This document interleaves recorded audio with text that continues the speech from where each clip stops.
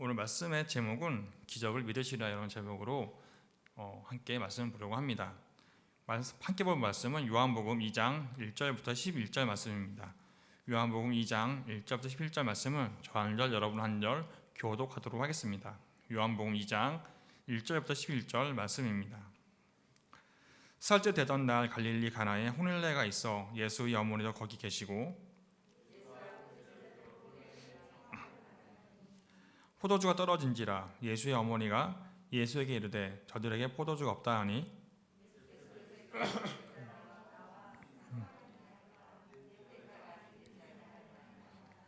그의 어머니가 하인들에게 이르되 너희에게 무슨 말씀하시든지 그대로 하라 하니라.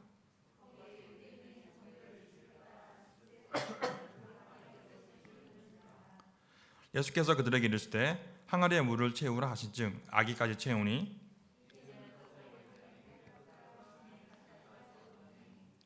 연회장은 물로 된 포도주를 맛보고도 어디서 났는지 알지 못하되 물동은 하인들은 알더라. 연회장이 신랑을 불러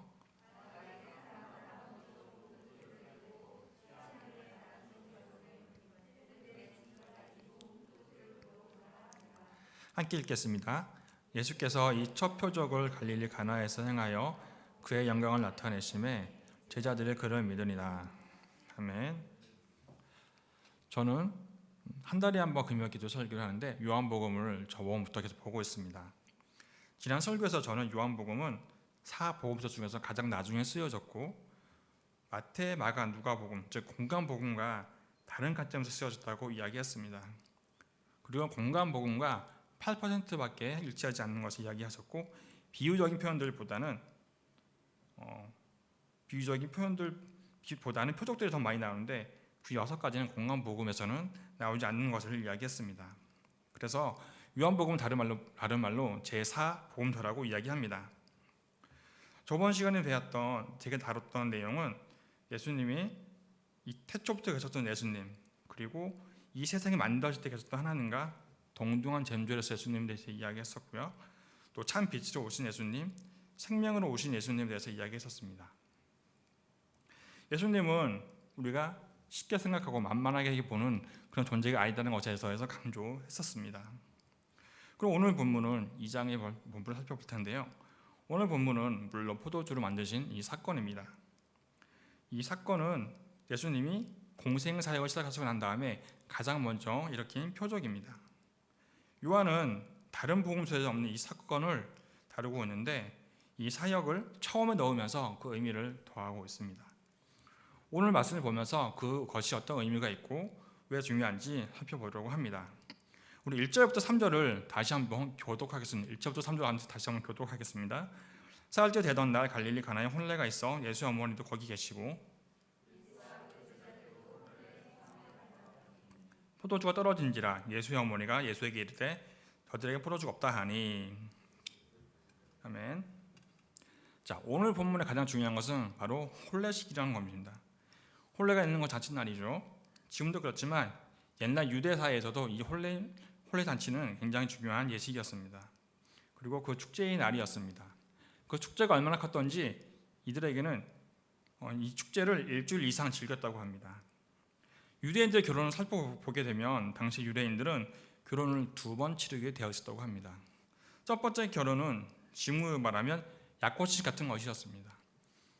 그래서 약혼식 같은 것을 하고 돈이나 물건으로 계약을 하고 그래서 기다린 다음에 지금 같은 두 번째 결혼을 했다고 합니다. 예수님이 태어난 마리아도 보게 되면 이 첫 번째 기간이 임신이 되었던 것이었죠. 결혼식 예식에 예수님의 제자들이 함께 초대를 받습니다. 여기서 예수님의 어머니가 초대된 것으로 와서 아무리 이 결혼식은 예수님 어머니의 원칙적쯤의 결혼식이 아니었을까 예상할 수 있습니다. 그리고 이 결혼식에서 정말 중요한 것이 하나 봐도 포도주였습니다. 그 당시 지역에서 이 포도주는 술이라기보다는 그 지역에서 마시는 음료수 같은 것이었습니다. 지금도 그렇지만 중동 지역은 물이 굉장히 귀했습니다. 물이 부족해서 물 대신 포도주를 마시기로 했던 것이죠.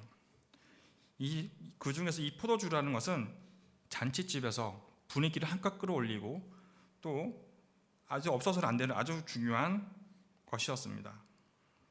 그냥 잡채 하나가 모자라는 거 하나, 뭐 전이 하나 모자라는 거 이것이 아니고 떨어지면 안 되는 아주 중요한 음식이었던 것이죠. 당시 납비들은 포도주가 없으면 기쁨이 없다 할 정도로 이 포도주는 굉장히 중요했습니다. 지금 시대로 결혼식이나 돌잔치에서 가장 중요한 것은 무엇입니까? 음식이죠. 음식이 잘했냐 못했냐에 따라서 그 잔치가 잘했다 못했다를 따지기로 할 정도입니다. 그래서 결혼식이나 돌잔치 하기 전에 그곳에 가서 직접 가서 먹어보기도 합니다. 그래서 음식 맛이 있으면 음식이 정말 이제 조금 잘했네라는 얘기 듣고 못하게 되면 왜 이래 이렇게 얘기 듣기도 하죠. 이런 잔칫날에 여러분 음식이 모자란다고 생각을 해보십시오. 어떨 것 같습니까? 상상하기 싫을 정도로 끔찍합니다. 그런데 이 잔칫날에 음식을 우리가 딱 맞춰서 준비하나요? 그렇지 않죠. 보통 더 넉넉하게 준비를 합니다. 마찬가지로 결혼식 주인은 이 잔칫날에 포도주를 굉장히 넉넉하게 준비를 했을 것입니다. 많은 사람들이 오고 또 여러 날 즐겼던 잔치였기 때문에 이 포도주를 굉장히 넉넉하게 준비했을 것입니다. 하지만 이 중요한 포도주가 갑자기 떨어지게 됩니다. 그래서 그 집안이 욕을 먹고 이 잔치를 망치게 될 위험에 놓이게 된 것이죠. 정말 예상하지 못한 상황이 발생을 했습니다. 이런 경험 있지 않습니까? 정말 예상하지 못했던 상황. 우리 삶에는 이렇게 예상하지 못한 사건들이 많이 발생합니다. 갑자기 사고가 나게 되기도 하고요. 또 갑자기 큰 병에 걸리기도 하고 때로는 지금과 같은 코로나 상황을 겪게 되기도 합니다. 이 상황들을 우리가 알고 있었습니까? 결코 알 수 없었습니다. 그러면 우리가 이런 일들을 우리가 열심히 살지 않아서 이런 일이 발생할까요? 그렇지 않습니다. 우리는 우리가 있는 삶의 자리에서 최선을 다해서 살아가고 있습니다.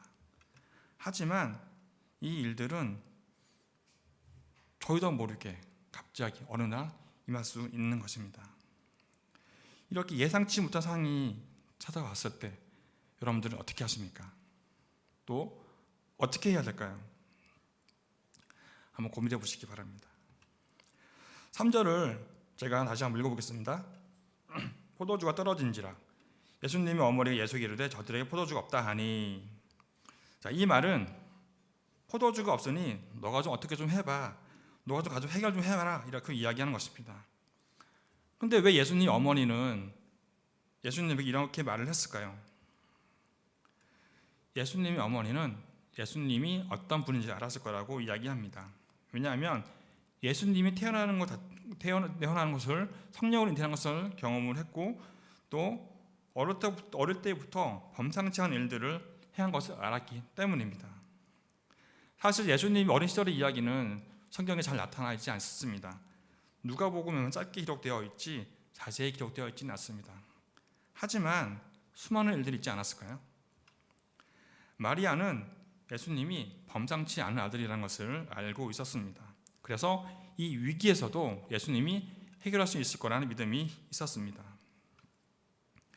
4절을 보게 되면 예수께서 이르시되 여자여 나와 무슨 상관이 있나이까 내 때가 아직 이르지 아니하였나이다 라고 이야기합니다. 이 부분이 좀 이상하지 않나요? 우선 어머니를 여자여라고 부르고 있습니다. 어머니한테 여자여 부르는 것이 이 되십니까? 하지만 이 여자여라고 부르는 것은 무례한 것처럼 보이지만 그것은 아니었습니다. 그 당시 여자를 부르던 일상적인 표현이 여자여라였다고 합니다. 그래서 여자를 부를 때, 즉 부인들을 부를 때 그 존칭으로 공손하게 부르는 것이 여자여라고 하는 표현이었습니다. 그래서 우리가 생각하는 여자여라고 부르는 것은 개념이 없고 건방진 표현이 아니라는 것이죠. 중요한 것은 지금 이 시점은 예수님이 하나님의 아들로서 공생애를 시작하는 첫 시작 단계였습니다. 어머니였지만 이 부분은 예수님이 공적인 부분을 시작하는 단계로서 공적으로 어머니를 여자여라고 부르는 것이죠. 아버지가 대통령이라고 해서 공적인 자리에서 아빠라고 부를 수 있습니까? 그럴 수가 없죠. 그와 비슷한 개념입니다. 예수님은 어머니를 정중하게 여자여라고 부르고 있는 것입니다. 그리고 나서 그것이 나와 무슨 상관이 있나이까 라고 이야기하고 있죠. 이것을 직설적으로 이야기하면 당신은 나를 병든 사람이나 고치고 기선을 내어 쫓고 기적이라 이렇게 사람으로 보이십니까? 나를 그 정도 사람으로밖에 안 보이시는 겁니까? 라고 이야기하고 있는 것입니다. 좀 풀어서 이야기하자면 포도주 떨어지는 것이 나와 무슨 상관이 있습니까? 라고 이야기하는 것입니다. 사실 공적인 일을 시작해야 하는 예수님에게 잔치집에 포도주가 떨어진 것이 무슨 상관이 있겠습니까? 예수님하고는 전혀 상관이 없는 일이었습니다. 예수님이 이 땅에 오신 것은 단지 기적을 일으키고 사람들 병 고치기 위해서 오신 것이 결코 아니었죠. 하지만 이제 공생을 시작하면서 예수님은 하나님의 아들로서 사역을 시작하는 단계입니다. 그런 와중에 이렇게 얘기하니 예수님은 그렇게 대답을 한 것이었습니다.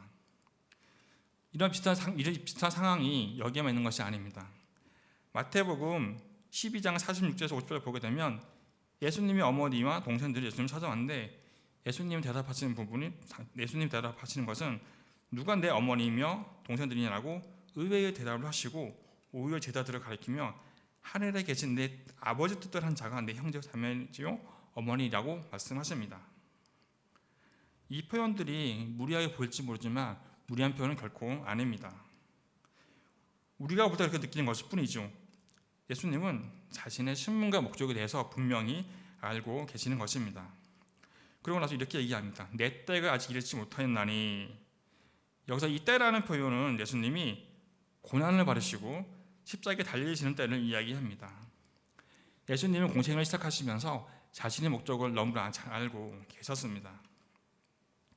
4절 정리해서 이야기하면 나는 병자들이나 고치고 귀신들을 쫓아내며 기적이나 일으키러 온 것이 아닙니다. 나는 십자가를 지고 이 세상의 사람들을 구원하기 위해서 온 것입니다. 그러니 그런 때가 아직 이른 것이 아니라고 이야기하는 것입니다. 5절을 보게 되면 예수의 어머니가 하인들에게 너희에게 무슨 말씀하시든지 그대로 하라 하니라 라고 이야기합니다. 이 말씀은 어떤 의미냐면 예수님의 어머니가 예수님의 권위를 인정하면서 예수님의 뜻에 따르겠다고 하는 말이 포함되어 있습니다. 그래서 하인들에게 예수가 뭐라고 하든지 너희는 그대로 순종하고 그대로 따르라는 것을 이야기하고 있는 것이죠. 이것은 마리아가 예수님에 대한 믿음이 있었던 것을 보여줍니다. 이 믿음은 굉장한 믿음입니다. 예수님에 대한 이 믿음이 없었다면 이렇게 얘기할 수 있을까요? 없었을 것입니다. 예수님은 마리아는 예수님이 어떤 분인지 알고 있었기 때문인 것이죠. 그런 믿음이 있었던 여인이었습니다. 자, 이제 어떤 일이 발생할까요? 6절에서 8절을 다시 한번 교독하도록 6절에서 8절을 교독하겠습니다. 거기에 유대인 정결 예식을 따라 두세 통 드는 돌 항아리 6이 놓였는지라.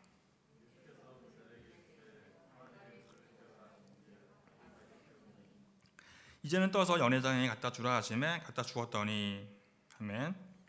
6절에 보게 되면 유대인의 정결 예식이라고 나오죠.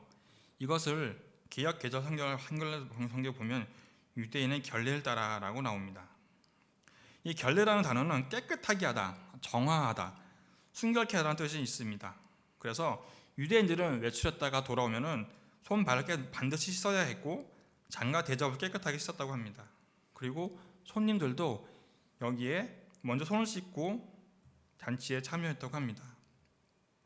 그래서 신랑 측 집은 이 손님들 맞이하기 위해서 돌 항아리가 놓여 있었던 것입니다.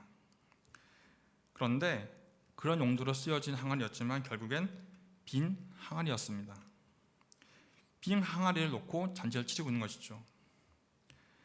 여기서 이 빈 항아리는 이런 의식 자체가 굉장히 율법적이고 외식적인 행위였다고 합니다. 즉 보여주기식 항아리였던 것이죠. 손과 발을 씻는 정결 의식이 물을 넣고 그냥 보여주기 위한, 남들의 보여주기 위한 형식에 지나지 않았던 것입니다. 알맹이는 없고 껍데기만 있는 것이었죠. 예수님이 오셔서 당시 유대 사회는 이런 것이 굉장히 가득했던 사회였습니다.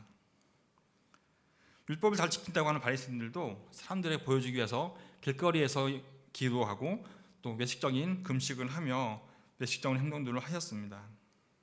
그들에게는 본질은 없고 껍데기만 남아 있었던 것이죠. 그래서 예수님은 종종 유대의 종교 지도자들과 바리새인들과 많이 변론하는 장면들을 복음서에서 볼 수 있습니다.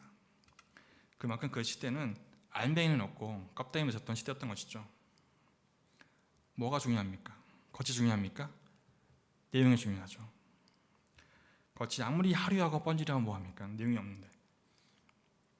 여러분, 우리도 이런 신앙이 될 수 있습니다.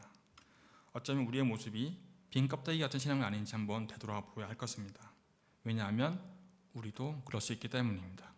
여러분들의 모습이 빈 껍데기 같은 신앙이 아니고 알맹이에만 있는 알맹이 신앙 되시길 진심으로 바라겠습니다. 아무튼 그 항아리에 물을 채우라고 하니까 종도 진짜로 물을 붓게 됩니다. 실제로 보게 되면 아기까지 채웠다고 이야기하는데 이 아기까지 채웠다는 것은 넘치도록 부었다는 것을 의미합니다. 이 부분에서 여러분들 종들이라면 이해가 될 것 같습니까? 내가 종이기 때문에 일은 하긴 하지만 이것이 잘 이해가 될까요? 포도주가 떨어졌는데 갑자기 물을 채우라고? 제가 만약 종들 중에 하나였다면 굉장히 의아해했을 것이고 좀 더 오버를 하면 여기에 물을 채우라고요? 왜요? 라고 따졌을지도 모릅니다. 하지만 종들은 아무 말 하지 않고 그대로 따르고 있습니다. 참으로 순종적인 이 종들의 모습을 볼 수 있죠. 여러분, 우리가 신앙생활을 하면서 순종하는 것이 쉽습니까? 하나님의 말씀을 알자면 내가 순종하는 것이 결코 쉽습니까? 순종하는 것이 결코 쉽지 않습니다. 때로는 하나님의 말씀이 이해되지가 않을 때가 있습니다. 왜 저렇게 이렇게 시키는지, 왜 이렇게 하시나요? 하나님의 음성과 말씀보다 내 생각, 내 마음대로 하고 싶을 때가 굉장히 많이 있습니다. 쉬운 예로 11조를 우리 하는 거 여러분 잘하고 계십니까? 소득의 11조를 낸다는 것을 세상 사람들은 이해 못합니다. 차라리 그 돈으로 다른 일을 하거나 재테크를 하라고 이야기합니다. 저희 어머니도 제가 직장 생활할 때 이 11조 내는 것을 굉장히 못마땅하게 생각했습니다. 왜 그렇게 하냐고. 제가 연말정산할 때 교회나 선교단체 후원금이 거의 300만 원이 넘었습니다. 이걸 본 저희 직장 사람들은 이해하지 못했습니다. 왜 그렇게 되냐고. 그들은 이해 못합니다. 사실 우리도 때로는 어려울 때는 11조 내는 것을 망설여질 때가 있습니다. 11조 말고 다른 데 쓰고 싶은 생각이 들 때가 있습니다. 하지만 우리는 순종해야 합니다. 그렇게 순종하며 열심히 11조를 한다고 해서 우리 삶이 핍박해집니까? 우리 삶이 힘겨워집니까? 그렇지 않습니다. 우리 삶은 11조 낸 것보다 더 풍성한 삶을 하는 우리에게 주십니다. 11조라는 것이 계산상으로, 이론상으로는 계산이 안 되지만 그 안에는 하나님의 놀라운 은혜가 있습니다. 이것도 순종의 기적이라고 할 수 있을 것입니다. 종들은 6개의 항아리에 물을 가득 채우게 됩니다. 그리고 그 물을 연회장에게 갖다 주게 됩니다. 물을 가득 채웠는데 어떤 일이 발생하죠? 자, 9절을 같이 한번 읽겠습니다. 9절을 같이 한번 읽겠습니다. 연회장은 물로 된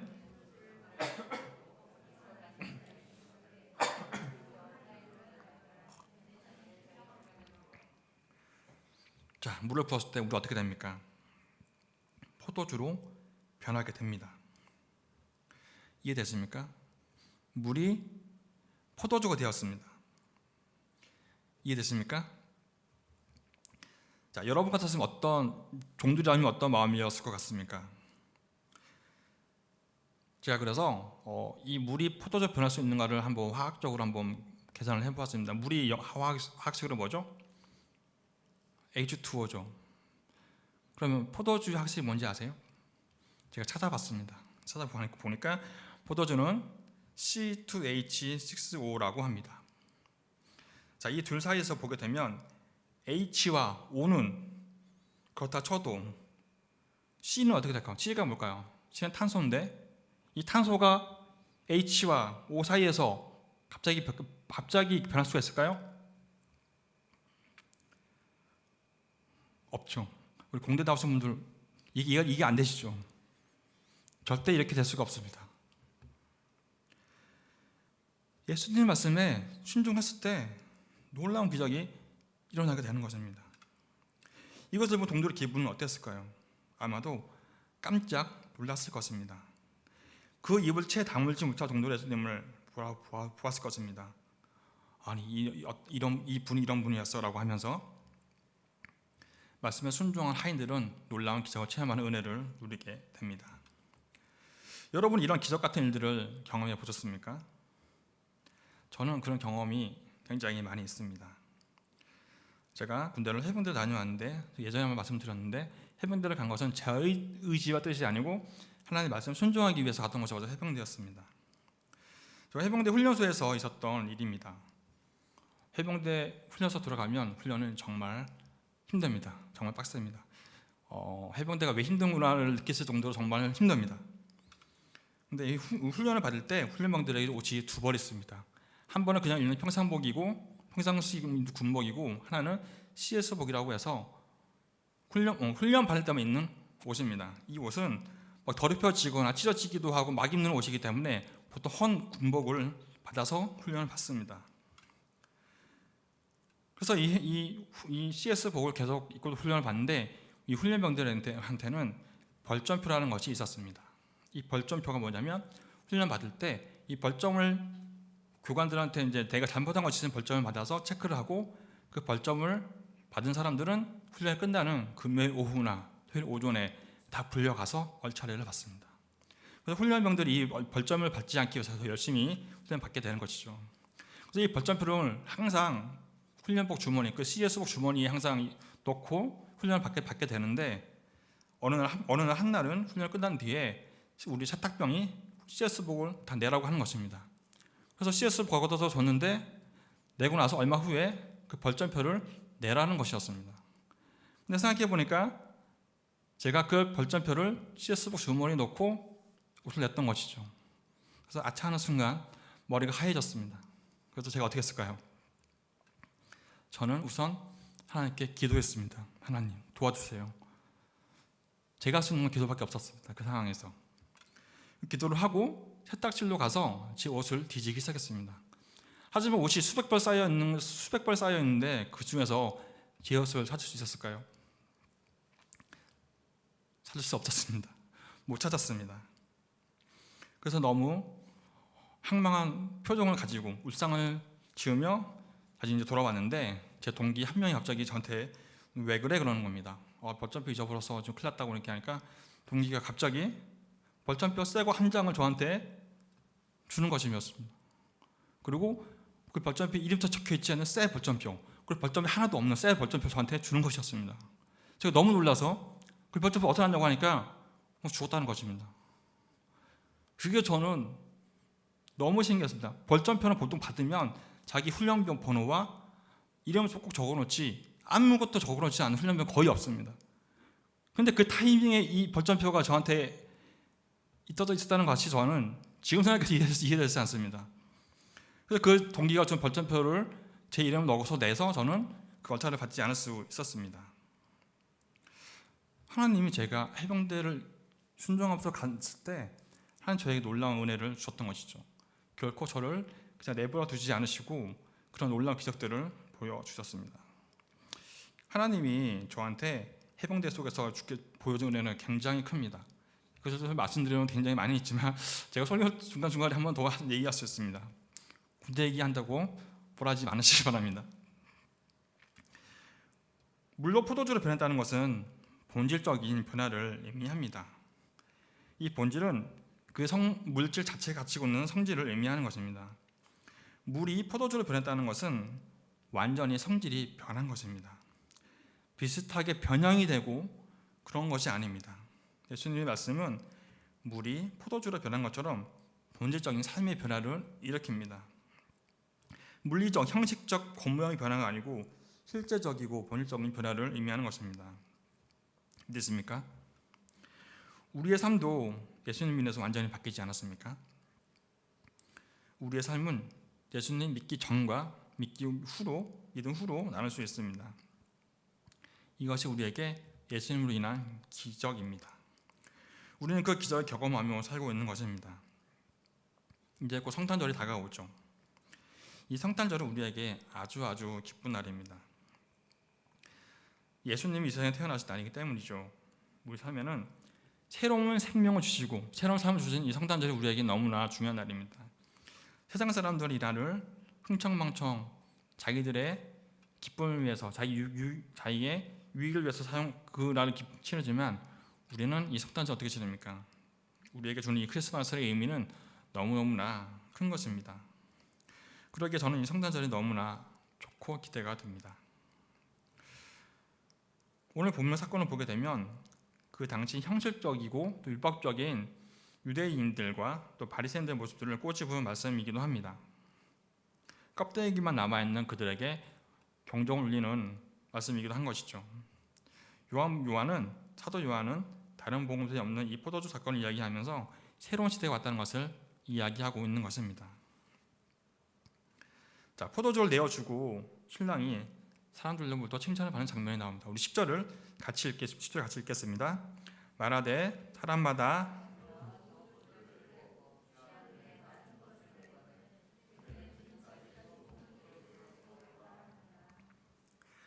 사람들이 새로운 포도주를 보고 맛을 보고 놀랍니다. 왜냐하면 너무 맛이 좋은 포도주를 맛보았기 때문입니다. 그 당시 문화에서는 처음에 좋은 포도주를 내고 사람들이 좀 취하고 그 다음에 좀 싸고 좀 안 좋은 것을 내놓았다고 합니다. 처음부터 끝까지 좋은 포도주를 놓는 것은 혼주로서도 굉장히 어려운 일이었기 때문입니다.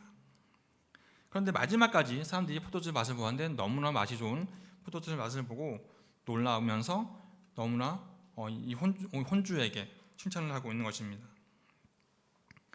어쩌면 이 포도주가 떨어졌다는 이 사건을 통해서 이 결혼식을 완전히 망치게 되고 또 축제가 끊어질 위기에 처하게 되었습니다. 하지만 예수님이 이 기적을 통해서 축제는 다시 이어지고 오히려 더 기분 좋은 축제가 되게 됩니다. 신부나 또 하객들 모든 사람들이 기쁨 축제가 이어질 수 있다는 것이죠. 예수님을 인해서 이 축제는 아주 성공적으로 치러지게 됩니다. 이것은 예수님이 함께 계셨기 때문인 것입니다. 이 사건에서 예상치 못한 이 사건에서 예수님이 계시지 않았다면 절대 이렇게 될 수 없었을 것입니다. 예수님이 함께 하시면 우리의 삶은 망할 뻔한 삶도 새롭게 일어나게 됩니다. 그리고 예수님으로 인해서 우리 삶이 더 복되고 더 값진 삶을 살 수가 있는 것입니다. 오늘의 말씀은 그냥 단순한 기적이 아니고 그 당시 바리새인들의 종교 지도자들에게 경종을 울리듯이 우리에게도 예수님이 어떤 분인가 대해서 다시 한번 생각해 보게 합니다. 예수님이 함께 하시면 더 놀라운 기적이 일어나게 되고 더 풍성해진다는 것을 또 이야기해 줍니다. 오늘 말씀을 보면서 어떤 은혜를 누리십니까? 저는 오늘 말씀을 보면서 세 가지로 정리를 하려고 합니다. 첫 번째는 우리 삶에는 예상치 못한 사건들이 너무나 많이 발생합니다. 하지만 그런 상황에서 우리는 먼저 예수님을 찾아야 할 것입니다. 내 능력, 내 힘, 나의 모든 것을 의지하는 것이 아니라 우선 하나님께 기도하고 하나님께 나아가야 할 것입니다. 여러분들에게 그런 믿음이 있기를 진심으로 바라겠습니다. 두 번째는 말씀에 순종할 때 기적이 일어난다는 것이었습니다. 종들이 이해되지 않았지만 순종했을 때 포도주로 바뀌는 놀라운 기적이 일어나게 됩니다. 이것은 그 시대만 일어날까요? 아니면 지금도 여전히 일어나는 기적입니다. 여러분의 말씀에 순종하면서 이런 기적을 많이 맛보는 여러분 되실 진심으로 바라겠습니다. 세 번째는 예수님을 만날 때 우리는 삶의 본질적인 변화가 일어나게 됩니다. 그리고 삶이 풍성해집니다. 물이 포도주로 변했다는 것은 본질적인 변화, 근본적인 변화를 의미합니다. 빈 항아리로 가득했던 그 빈 항아리가 가득 찬 포도주로 변했던 것처럼 우리의 삶은 예수님 인해서 풍성하고 튀어진 삶을 살 수 있습니다. 세상에 아무리 많은 부와 지식과 명예가 있다 한들 예수님이 없으면 무슨 소용이 있을까요? 예수님이 없으면 아무것도 아닌 것입니다. 그냥 빈 껍데기일 수밖에 없습니다. 우리의 삶이 예수님을 위해서 본질적인 변화를 한 것입니다. 그리고 그분을 위해서 풍성하고 복된 삶을 선물로 받았습니다. 우리가 늘 그것을 기억하면서 살면서 좋겠습니다. 때로는 우리 생활이 찌들고 지긋지긋한 삶이 아니고 내 삶이 정말 기쁘고 풍성한 삶 선물 받았다는 사실을 잊지 않는 여러분 되시기 바라겠습니다. 오늘 말씀 기억하시면서 성탄절을 맞으시는 여러분들 되시길 진심으로 바라겠습니다. 함께 기도하겠습니다.